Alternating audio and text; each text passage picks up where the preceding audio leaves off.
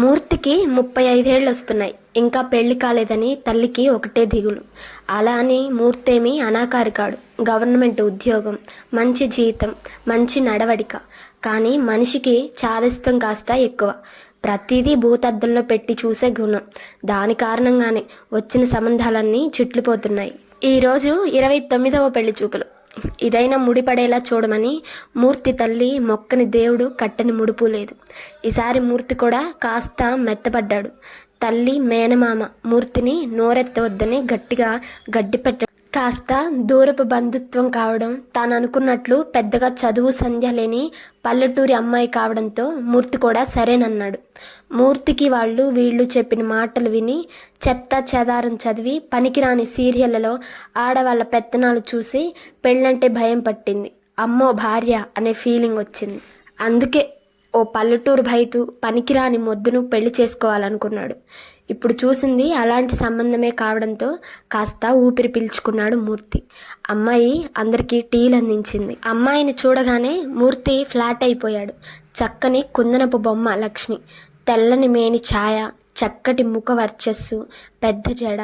ఈ కాలం పిల్లల్లా కాక చక్కగా పాపిటి తీసి నూనె రాసి దువ్విన జుట్టు, తల నిండా మల్లెపూలు, ముచ్చటగా కాటుకు దిద్దిన చారడేసి కళ్ళు, తిలకంతో దిద్దిన ₹1 బిళ్ళంత బొట్టు, బొగ్గులకు గంధం, పసుపు రాసిన పాదాలు, గళ్ళు గళ్ళున మ్రోగే కాళ్ళకు పెట్టిన గజ్జల పట్టీలు, పట్టు పరికినిపై వేసుకున్న పొడవు చేతుల జాకెట్టు, ఒళ్ళు కనపడకుండా వేసిన ఓనీతో బిగుసుకుపోయి అచ్చం పల్లె ముద్దబంతిలా ముగ్ధ మనోహరంగా ఉంది లక్ష్మి. బాబు, అమ్మాయిని ఏమైనా అడగాలనుకుంటే అడగండి అన్నాడు అమ్మాయి తండ్రి.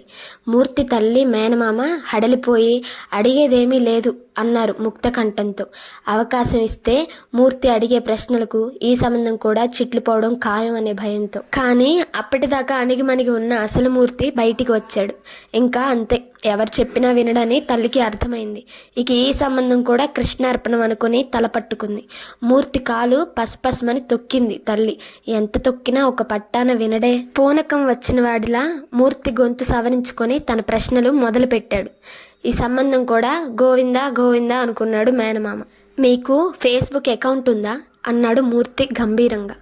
అంటే ఏంటంట అని అమాయకంగా ముఖం పెట్టింది లక్ష్మి, తనకు అలాంటిదేమీ తెలియనట్లు. అమ్మయ్య అనుకొని గుడ్ అన్నాడు మూర్తి. మీకు వాట్సాప్ చాటింగ్ తెలుసా అడిగాడు మూర్తి. అదేంటబ్బా అన్నట్లు ముఖం పెట్టి ఎప్పుడూ వినలేదండి అంది లక్ష్మి కళ్ళు టపటపలాడిస్తూ. మీకు టీవీలో ఏ సీరియల్ అంటే ఇష్టం? దానిని బట్టి ఆమె స్వభావాన్ని తెలుసుకోవాలని మూర్తి ఆరాటం. శ్రీ వెంకటేశ్వర భక్తి ఛానల్, ఎన్టీవీ భక్తి ఛానల్, అప్పుడప్పుడు పాత సినిమాలు మాత్రమే చూస్తానండి అంది లక్ష్మి. మూర్తికి మహదానందం వేసింది. పిజ్జాలు బర్గర్లు ఎప్పుడైనా తిన్నావా అడిగాడు మూర్తి.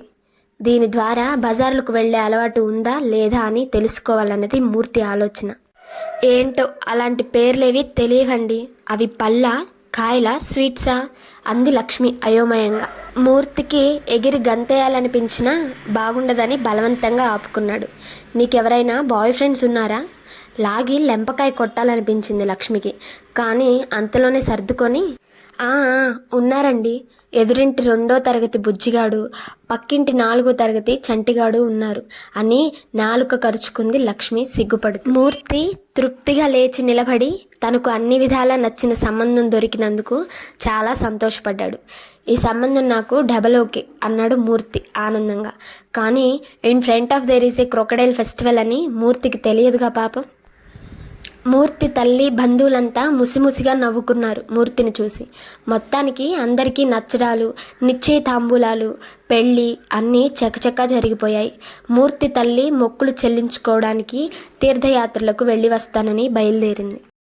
కొత్త సంసారం, కొత్త కాపురం, సౌందర్య రాశి లాంటి భార్య, అందున కోరినా దొరకని ఏకాంతం దొరికినందుకు ఉప్పొంగిపోయాడు మూర్తి. పాపం ఇప్పుడే కథలో యుద్ధకాండ ప్రారంభమవుతుందని తెలియని పూర్మూర్తి. లక్ష్మి లక్ష్మి అంటూ బైక్ స్టాండ్ వేసి హెల్మెట్ తీసి వాకిట్లో నుంచున్నాడు మూర్తి. ఇదిగో వస్తున్నానండి అంది లక్ష్మి. మెస్ డోర్ తీసి బయటికి వచ్చి బైక్కు తగిలించి ఉన్న సరుకుల సంచిని తీసుకుంది లక్ష్మి. అన్నట్టు నువ్వు చెప్పిన సరుకులన్నీ ఉన్నాయేమో చూసుకో అంటూ బాత్రూంలోకి వెళ్ళాడు మూర్తి. అలాగేనండి అంది లక్ష్మి సంచిని తీసుకుంటూ. బాత్రూమ్ లెట్రిన్ పరిస్థితి చూసి చిర్రెత్తిన మూర్తి కోపంగా లక్ష్మి అంటూ గట్టిగా అరిచాడు. నీకే చెప్పాను టాయిలెట్ బాత్రూమ్ క్లీన్ చేయమని, చెప్పానా లేదా? ఏంటి దరిద్రం అంటూ గట్టిగా అరుస్తూ ముఖం చిట్లించాడు మూర్తి. ఆ అరుపుకు పరుగున వచ్చిన లక్ష్మి ఏమైందండి అంది అమాయకంగా ముఖం పెట్టి. ఏంటా చూడు టాయిలెట్ బాత్రూమ్ ఎలా తగలడ్డాయో అంటూ లక్ష్మి చేయి పట్టిలాగి చూపించాడు. ఒక్క నిమిషం అండి అంటూ నింపాదిగా ఇంట్లోకి వెళ్ళి చేతిలో హార్పిక్ బాటిల్ టాయిలెట్ క్లీనర్తో ప్రత్యక్షమైంది లక్ష్మి. తన బెదిరింపుకు భయపడి దారిలోకి వచ్చినందుకు తన మాట మీద ఉన్న గౌరవానికి లోలోన సంతోషిస్తూ కానీ అన్నాడు హుకుం జారీ చేస్తూ మూర్తి. అది కాదండి, ఇది హార్పిక్ అంది లక్ష్మి అమాయకంగా ముఖం పెట్టి. అవును అది హార్పిక్, ఇది క్లీనర్, అవి నీళ్లు, చాలా అలా గుడ్లప్పగించకుండా శుభ్రం చెయ్యి అన్నాడు మూర్తి కోపంగా. మరేనండి ఇది టీవీలో మగబ్బాయి అబ్బాస్ వాడి చూపించాడు. అంటే ఇది మగవాళ్ళు చేసేదండి, పైగా వెంకటేష్ గారు కూడా మగవాళ్లే ఈ పని చేయాలని చెప్పారు టీవీలో, మీరు చూశారుగా అంది లక్ష్మి అమాయకంగా. ఓహో మంచి ప్లాన్ మీదే ఉన్నావన్నమాట, అందుకేనా హార్పిక్ తేండి అని నొక్కి నొక్కి చెప్పింది. అమ్మ ఎంత గుండెలు తీసిన బంటువే నువ్వు అన్నాడు మూర్తి. అయ్యో రామా నాకేం తెలుసండి, ఆ టీవీ వాళ్ళు అలాగే చెప్పారుగా అంది ఏడుపు ముఖం పెట్టి లక్ష్మి. చాలే ముందు ఆ ఏడుపాపి తగలడు అన్నాడు మూర్తి. అది కాదండి త్వరగా కానివ్వండి, టాయిలెట్ కంపు కొడుతుందని ప్రొద్దుటి నుండి నేను ఆ పని కానివ్వలేదు. మీరు ఎప్పుడు వస్తారా, ఎప్పుడు శుభ్రం చేస్తారా, ఎప్పుడెప్పుడు వెళ్ళాలా అని ఎదురు చూస్తున్నాను అంది లక్ష్మి కడుపు నొక్కుంటూ. చిచ్చి అప్పటి నుండి వచ్చే దుర్వాసన నీ దగ్గర నుండా, వ్యాక్ వ్యాక్ అంటూ టాయిలెట్ గబగబా క్లీన్ చేశాడు మూర్తి. అలా చేసి చేయగానే అందులో దూరింది లక్ష్మి.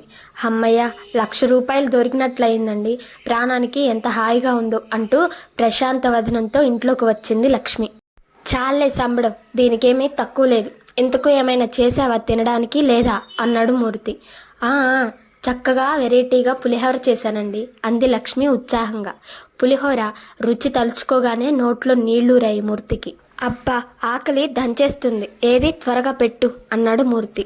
మరి నువ్వు తిన్నావా అన్నాడు మూర్తి లక్ష్మితో.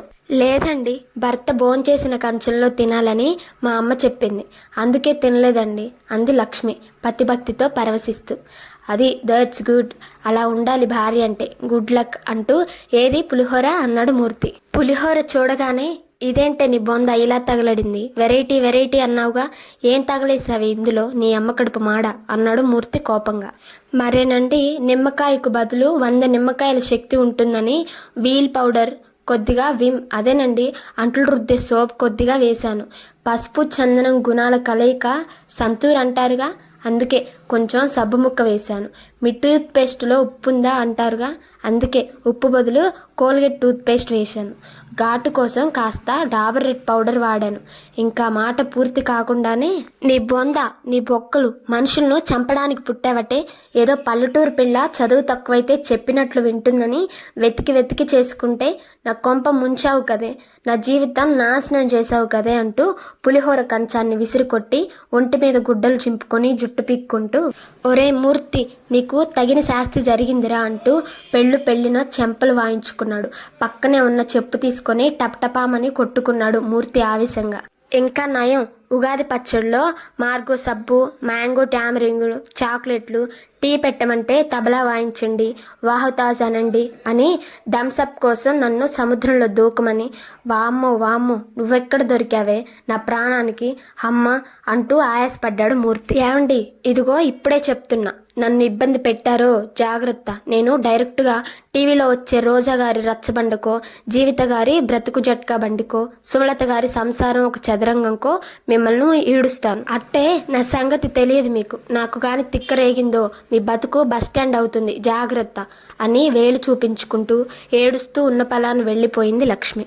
అంతలో ఇంట్లోకి వచ్చిన మూర్తి తల్లి పరిస్థితిని చూసి, ఏంట్రా పిచ్చిమూర్తి ఏం జరిగిందిరా నాన్న అంది.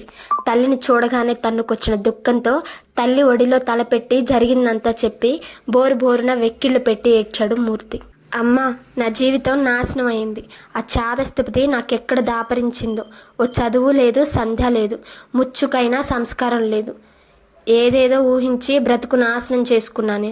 నువ్వెంత చెప్పినా వినకుండా ఇలా చేసినందుకు ఆ దేవుడు నాకు తగిన గుణపాఠం చెప్పాడే అంటూ బేరమన్నాడు మూర్తి. తల్లి చిరునవ్వు నవ్వి, ఓరి నా వెర్రి నాగన్నా, అమ్మ ఉండగా అలా జరగనిస్తుందా నాన్న? నీకు గుణపాఠం నేర్పాలని లక్ష్మి అలా చేసింది.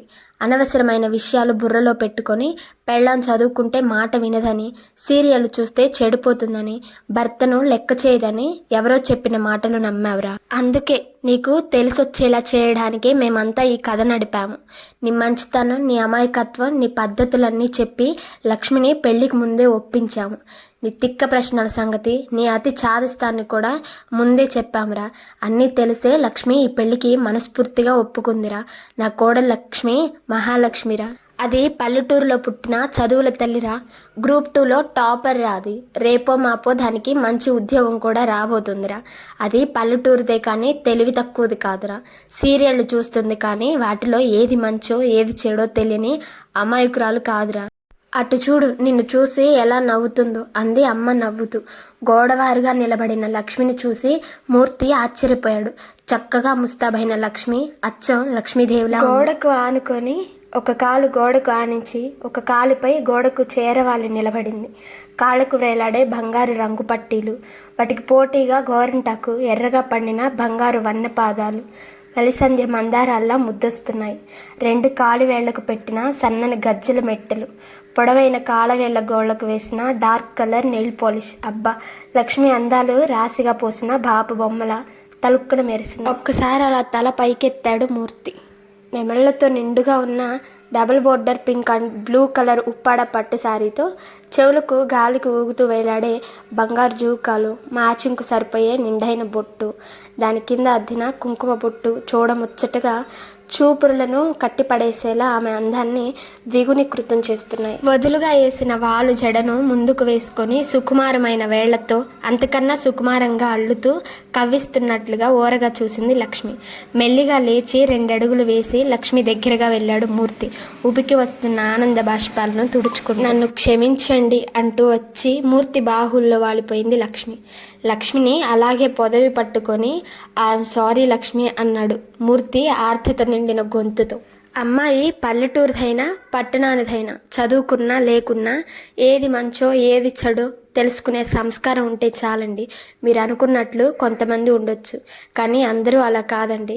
ఎంత ఓర్పు లేకుంటే తాగే భర్తలను, వ్యసన పరులైన భర్తలను, రోజు హింసించి వేధించే భర్తలను భార్యలు వదిలివేయకుండా వారిని మార్చాలని తప్పించే స్త్రీమూర్తులు ఎందరో ఉన్నారండి. అందరూ మీరు అనుకున్నట్లు ఉంటే సమాజం ఎప్పుడో అధోగతి పాలయ్యేది. మంచి చెడు ఎప్పుడూ పక్కపక్కనే ఉంటాయండి. కానీ చెడుకు ప్రచారం ఎక్కువ, అందుకే అది అందరికీ తెలుస్తుంది. మంచిని అందరూ మర్చిపోతారు. మనుషులను నైజం కూడా చెడునే ఎక్కువగా మాట్లాడుకుంటారండి. అదే మన దౌర్భాగ్యం అంది లక్ష్మి. అవును లక్ష్మి, నువ్వు అన్నది ముమ్మాటికి నిజం. ఒకవైపే ఆలోచించాను తప్ప మరోవైపు చూడలేకపోయాను. కాదు, నీలా అందంగా చెప్పేవారు లేక తెలుసుకోలేకపోయాను. Sorry Lakshmi, very very sorry అన్నాడు మూర్తి పశ్చాత్తాపం నిండిన హృదయంతో. ఒరేయ్, ఆకలన్నావుగా, ఇదిగో నీకోసం లక్ష్మి చేసి పక్కన పెట్టిన పులిహోర ఇది, తిందురా అంది మూర్తి తల్లి. అమ్మ చేత లక్ష్మి చేసిన పులిహోర తింటూ, అబ్బా ఇంత బ్రహ్మాండమైన పులిహోర ఎప్పుడూ తినలేదంటూ లొట్టలేసుకుంటూ తృప్తిగా తిన్నాడు మూర్తి. అందుకేరా పెళ్ళాం బెల్లం తల్లి అల్లం అంటారు. అందుకే ఇన్నాళ్ళు చేసి పెట్టిన అమ్మ చేదయిందిరా అంది అమ్మ వేళాకోళంగా. ఆ మాత్రం లౌక్యం లేకుంటే ఎలా అత్తయ్య అంది లక్ష్మి నవ్వుతూ. మూర్తి సంతోషంగా నవ్వుకున్నాడు. కథ నచ్చినట్లయితే లైక్ చేసి సబ్స్క్రైబ్ చేసుకోండి.